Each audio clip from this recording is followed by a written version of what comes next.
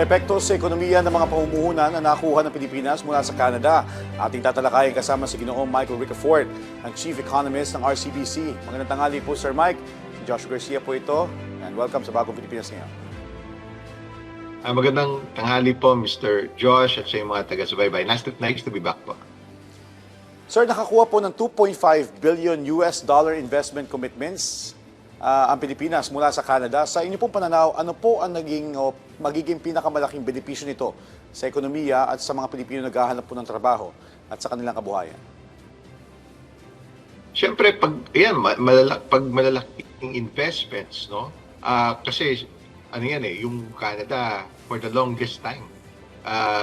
Kahit nung araw pa, may mga decades back, maybe 30, 40 or more than 50 years ago. Yung iba Pilipino pumupunta diyan mining, no? Isa sa sa strengths nila, no? Kaya yan din yung investments na ginagawa pa din nila sa buong mundo at they can also bring the technology, the best technologies, yung technology transfer when it comes to yung sustainable mining, no? Yung talagang yung global best practices when it comes to balansyado lahat, no? Yung impact sa environment, tapos yung i-monetize din yung benepisyo sa mga localities, no? Yun kasi yung bulk na ini-invest nila. At bukod doon, syempre, for many years din yung outsourcing, no?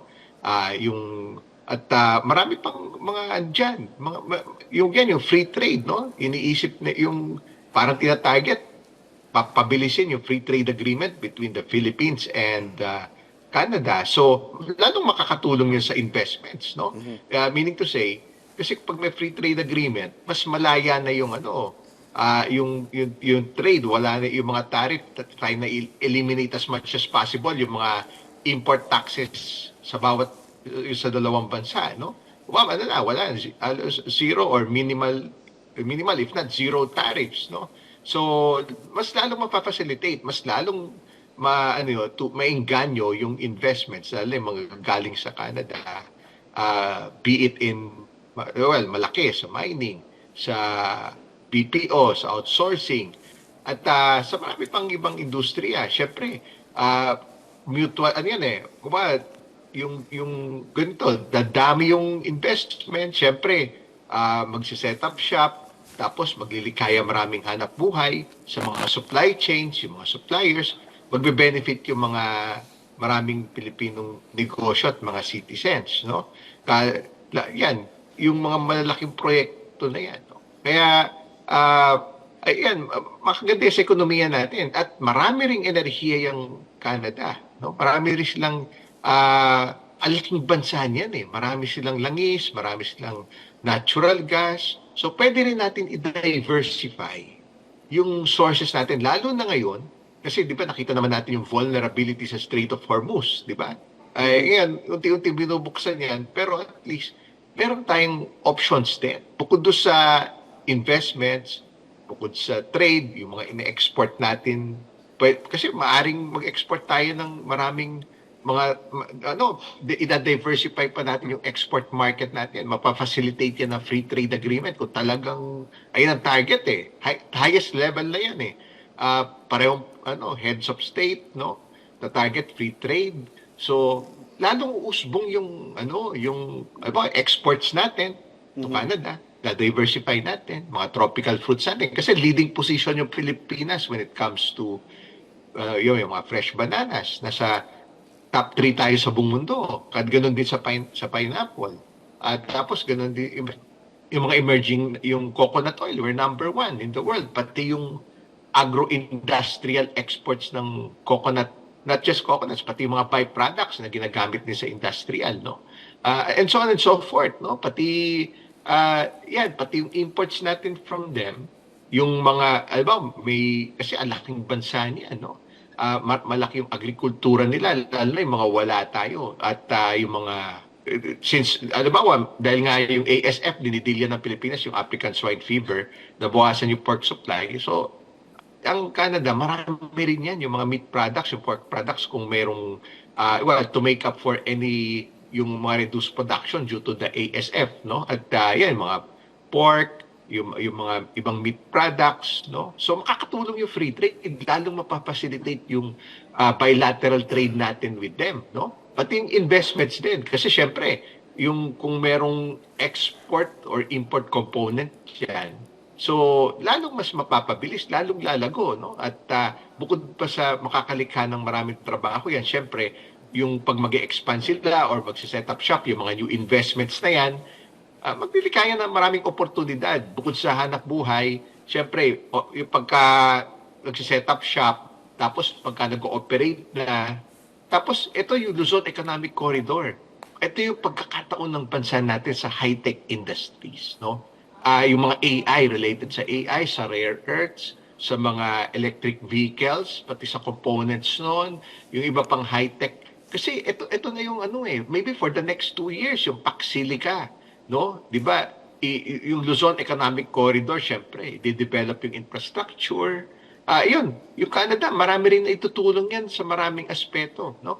Pwede rin sila maging kasama rin tayo lahat doon, yung sa supply chain doon, no? Yung mga like-minded countries kasama yung Canada doon, no? Kasi ida-diversify yung global supply chain. So, yung ibang manufacturing and production facilities sa mga pertaining to AI, yung mga semiconductors, mga high-tech industries, dito yun. At sa ano yun? Sa New Clark City, di ba? 4,000 hectares sa Kapastalac. Ayun, may nagpahiwatig ng 20 to 50 locators. So maaring, ayun, opportunity rin yun for some Canadian companies na part din ng supply chains noon, no? At napakaraming areas pa, tourism, no? Kasi ang dami nating, alam mo, alam niyo, yung Canada, parang isa yan sa mga best friends ng Pilipinas kasi ang daming Pilipino na integrated na rin doon sa society nila. Pati mga, hindi lang, pati minsan buong pamilya, angkan, na pupunta na doon, no? Kaya yung linkages, malakas talaga yung linkages between the two countries, no? It's really about time to maximize that and to further monetize that in terms of, syempre, sa turismo, sa retirement facilities. Kasi ultimo, yung mga ibang naturalized na Filipinos na nag-immigrate na sa Canada kasama mga pamilya at kamag-anak nila, syempre syempre yung tourism, yung linkages, yung iba babalik din naman dito sa Pilipinas at some point, lalo pagka yung mga retirement haven, pati yung mga mismo taga-Canada mismo, no? Nakita natin, I've seen that for many years and decades around the country. Yung iba kasi they have long winters there, no? Minsan they would prefer to also retire or have long vacations, lalo pag mahaba yung winter, taglamig. Yan, sa mga bansa tulad ng Pilipinas, no? So, ayun yung mga opportunities, no? Sa turismo, sa retirement haven, and their Canadian dollars, yung mga pension nila would go a long way also. Pati pagka magtuturist na rin dito, ganun din. Siyempre, yung mga balikbayan natin, yung mga babalik sila sa mga, or kundi, mag-retire din yung mga kapwa natin, mga Pilipino na naturalize na doon, gusto na mag-retire din dito. So, nandun yung linkages at marami na naging tulong yung Canada. Alam mo, yung mga official, yan, tulad yan, yung mga official development assistance, no? Kasi yung mga, yan, one of the biggest and most developed countries yan, no?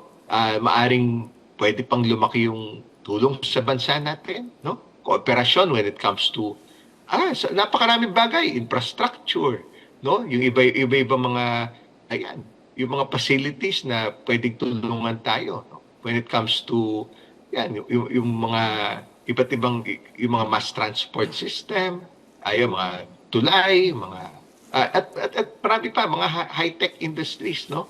Pati, yung din, pati, halimbawa, yung pagdating sa defense, no?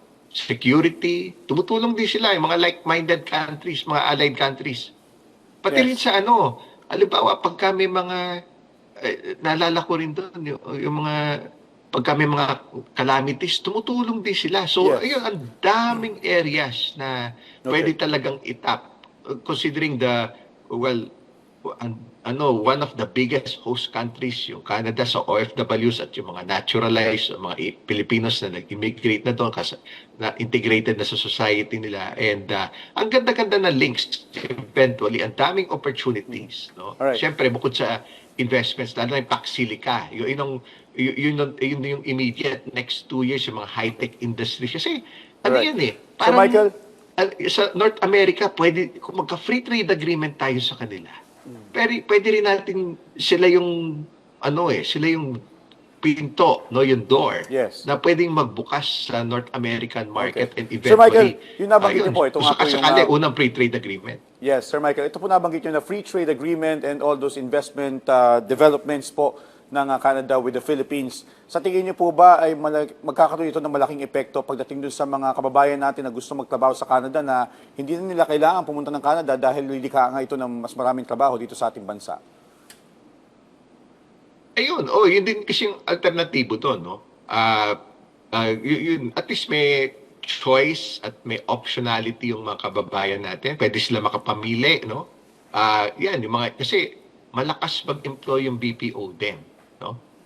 Yung BPO, that's employing 2 million employees yan. Samantalang more than 21 years ago, 2004, 100,000 employees lang yung BPO. At yung mga Canadian companies, ayan, malaki pa yung oportunidad.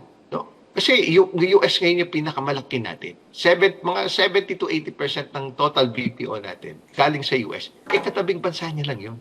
So, malaking untapped na opportunities yan kung sakasakali. Alright. So, tapos nag-employ sila dito. So, yung mga kababayan natin, imbis na makipagsapalaran at lumayo sila sa mga pamilya nila, mga kamag-anak nila, may choice sila na kahit dito na lang. Although nandun pa rin naman yung choice na kung gusto nila din doon. No? Pero the thing is, nandito yung opportunity na nakikreate pagka mas maraming investments. Kahit sa, yung mga high-tech industries kung sakali, no? Yung mga Paxilica, yung mga investments doon, no? Okay. Yung supply chains noon. Kasi hindi lang naman yung mismong locator, pati yung competitors sila, yung mga allies na from allied countries din, like-minded countries, pati yung mga suppliers sila, may clustering effect yan. Pati din yung sa mining, ganun din. No? Ayan kasi malaki yung talaga expertise ng Canada dyan. Okay. No? Dati Pero Sir Michael, nung araw, yung mga, so yun, mga engineers, mga skilled workers, Yes. ayun, kahit may choice sila na kahit dito na lang sila. Okay. Usually Sir Michael, yung mining sites. Sir Michael, ngayon po nasa mas tumitibay countryside po. yan. Yes po, at least meron silang choice, magiging option sa kanila kung mag-abroad pa sila. Pero ngayon po mas tumitibay ang economic partnership ng Pilipinas at Canada. Para po sa inyo pong pananaw, ano po ang mga reformang dapat ipatupad ng pamahalaan para mapanatili natin yung pagiging attractive o yung kaakit-akit ng Pilipinas sa mga foreign investors o yung sa mga mamumuhunan? Well, bukod sa free trade agreement na magpapababa ng tariffs, no, to eliminate minsan no, yung mga import taxes, no, yung both mako-cover niyan exports and imports ng two countries. Siyempre yung mga reform measures, siyempre yung ease of doing business, no, lalong padaliin, and yung mga proseso, I'm sure they know that, di ba, yung mga related sa yung pagpapadali ng paperwork, yung mga approvals. Lalo na kasi ito, yung pagdating sa mga mining, sa mga probinsya yan. So, mas maraming permits, no? Sa mga localities din. So, yun, kung gawing mas convenient, mas madali yung proseso, no? Kasi may, yun, nandun din yung opportunity, lalo na sa countryside. No? Alright. Yung mga malalayo, mga liblib na probinsya, malalayong probinsya na may mga mining reserves, no? Tapos syempre yung sustainable mining practices and yung syempre cost of doing business. Halimbawa yung lalo pababain yung cost of power, no? And of course infrastructure, di ba? Kasi yung foreign investors hinahanap din yan na mas convenient, ma-develop lalo yung at expand yung mga airports natin, mga seaports natin, mga road network, mga bridges, tapos sa turismo, yung mga accommodation facilities, no? So, syempre, of course, good governance. Yung further improving the governance standards, yung mga, meron ng priority na reform measures that would further alleviate and level up the governance standards of the country. So makakatulong 'yon, no? Yung kasi syempre nasa assessment, well, for many other international investors as well, kasi nasa criteria din nila eh. They have choices around the world where to invest, which companies. So whole of country approach yan. Kung talagang in-improve yung mga reform measures na maipasa palalo, no? Yes. Yan, di ba? Yan na nga yung mga priority, yung mga bills na tulad ng mga yung mga anti-political dynasty bill, yung mga reforming the party list system, yung Cadena Bill, creation of an independent people's commission. Kumbaga, ano yan? Anti-corruption, Yes. para lalong pagandahin yung i-level up yung good governance natin. And gustong-gusto yan ng mga international investors. Lalong tataas yung kumpiyansa nila, yung confidence nila. Well, Correct. at yun, nasa scoring system kasi nila yun. Kasi lalo na ngayon, ESG standards. Kumbaga, yung international regulators, ini-encourage yung mga tangkilikin yung mga negosyo, produkto mismo, at mga bansa na nagko-comply with the ESG standards, meaning E, friendly sa environment, sustainability.